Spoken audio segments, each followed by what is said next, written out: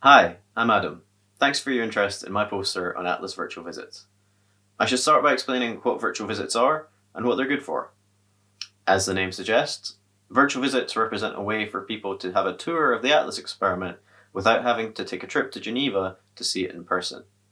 Instead, their guide will take them around the detector over the internet. And for this reason, they're a fantastic tool for reaching groups that might not have the means or the opportunity to take that trip to Geneva, but could nonetheless benefit from engaging with the physics and the physicists of Atlas. And of course, since the start of the COVID-19 pandemic, this has become even more important. For much of that time, in-person visits just haven't been possible at all. Another of the great advantages of virtual visits is their flexibility. They can be tailored to the audience in their content and their format. Personally, I've given virtual visits for school classrooms, science festivals, teachers looking to bring that science into their curriculum, government departments, university societies, and each of those groups has their own needs. Personally, I like to start my virtual visits with a talk giving an overview of particle physics, CERN, the LHC, and the Atlas experiment. And then we go into a live feed from the cavern, 100 meters underground, where we can demonstrate the various subsystems of the detector and explain how they play their part in helping Atlas achieve its scientific goals. To finish, we go to a Q&A with a diverse panel of Atlas physicists, each with their own backgrounds, experiences, and interests to bring to the table. I find it's usually better to show than to tell, so there are obviously more details on the poster itself, but for now, I'd quite like to just show you what a virtual visit can look like. For many people taking an in-person tour of the Atlas experiment, the excitement actually starts long before they're in the cavern. It starts as the anticipation builds, as they meet outside the CERN reception, take the journey across to Atlas, head down underground. For this reason, I like to start my virtual visits with a short introduction video that I made, which follows that same journey. So I'm going to play that video for you now, and then I'm going to play a short segment from the cavern itself, which should give you a taste for how a virtual visit might look. I hope you enjoy it. Let's head to CERN. Hello and welcome to CERN. So thank you very much for coming to join, for taking a virtual visit. Of course, we'd love to have you here in person, but failing that, we're determined to give you the closest experience to it that we can. So usually this is where we would meet for a tour. And we'd start right outside the main reception here at CERN. And it's really quite a striking place. You have the flags of the member states, the reception. We have over here the tram stop for getting to CERN. Over in the distance, the Jura Mountains. And just in a moment, I'm going to take you just across the road to where Atlas is, which is 100 meters underneath our feet. And we'll go over there, I'll take you down into the cavern, and we'll start your tour. So here we are at point 1. This is where Atlas is. So you can see the mural that we have on the main building here, Atlas, behind me. And the detector itself is 100 meters underground, just through that door over there. So I've been into the control room just over my left-hand shoulder here. I've got my helmet, my dosimeter, everything we need ready to go underground and see the detector. So let's go.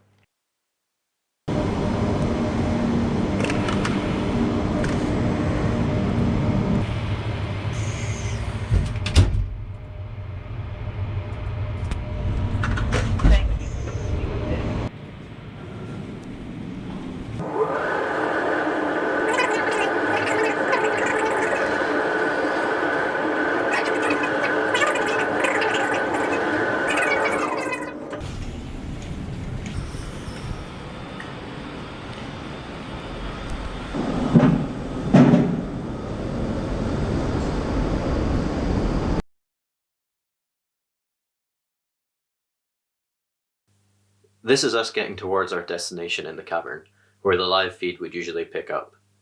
Seeing as we're not actually in the cavern today, instead we'll go into a pre-recorded tour which should hopefully give you the idea.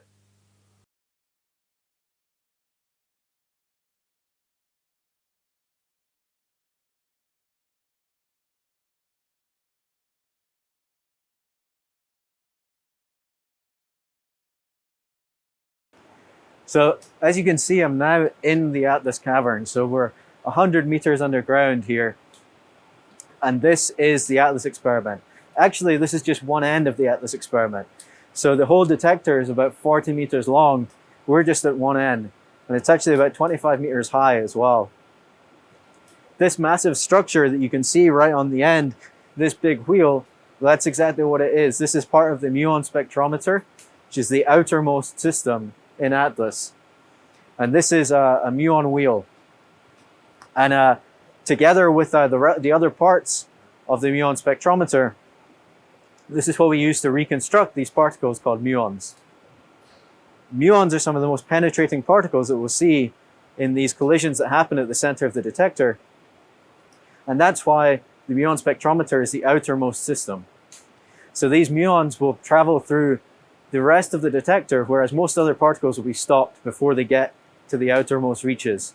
So by the time things are interacting with this outer wheel, or the barrel components of the muon spectrometer, most other things have been absorbed. And so what we do is we expose them to this magnetic field, which comes from these toroid magnets in the barrel. And actually, there's an end cap toroid on either side as well. So you can see that at the moment it's been pulled out and pushed to one side, so that these particles, these charged particles, are going to be deflected. Their paths are going to be deflected as they travel through the detector. And what this means is that by reconstructing the path that they take with this muon spectrometer, we can actually work out what the momentum of those particles is by how much their path is deflected. So that's the outermost system.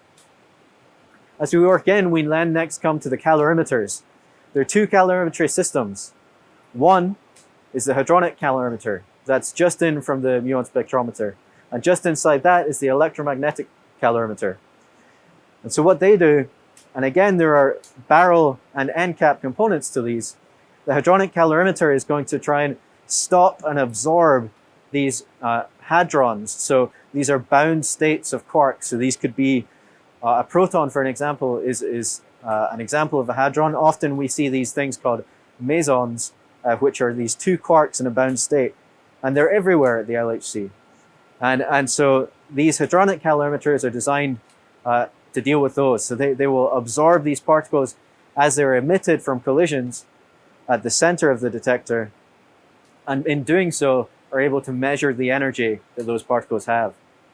The electromagnetic calorimeter is a very similar idea. This sits just inside the hadronic calorimeter. But the difference is this is looking to measure the energies of particles like electrons and photons. And they're not quite so penetrating. So they tend to get stopped in the electromagnetic calorimeter and they don't make it quite all the way outside. So you can actually see down in the center here that what we're seeing is the end cap. It's one of the end pieces of the calorimetry system. There's one on either side. And these big pipes around the outside that I was talking about earlier, those are the barrel toroid magnets, again, for the muon system. Okay, so that's two of the subsystems.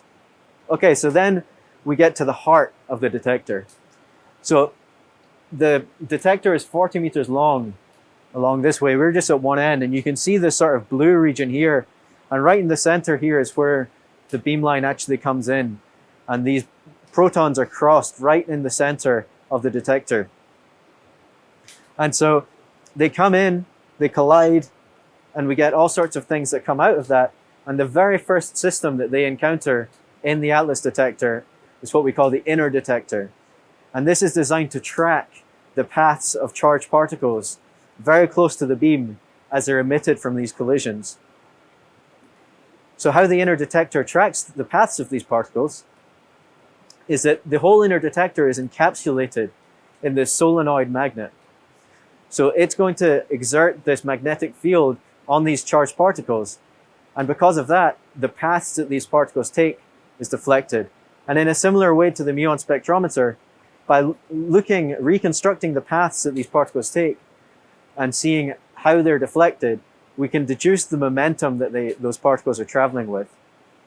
And really, it's a sort of very complicated way to join the dots. The Inner Detector is constructed of several concentric layers of these silicon tracking planes. And as a particle passes through, this plane is going to register a signal at the point where this particle passes through. And so if you have many planes, as a particle travels through, it's going to leave signals in each plane that it passes through. And by doing a kind of complicated join the dots, we can reconstruct the path that that particle takes. So as you can see, the Atlas detector is a complex system of many subsystems. And each of these subsystems is designed to identify a particular characteristic of a particular kind of particles.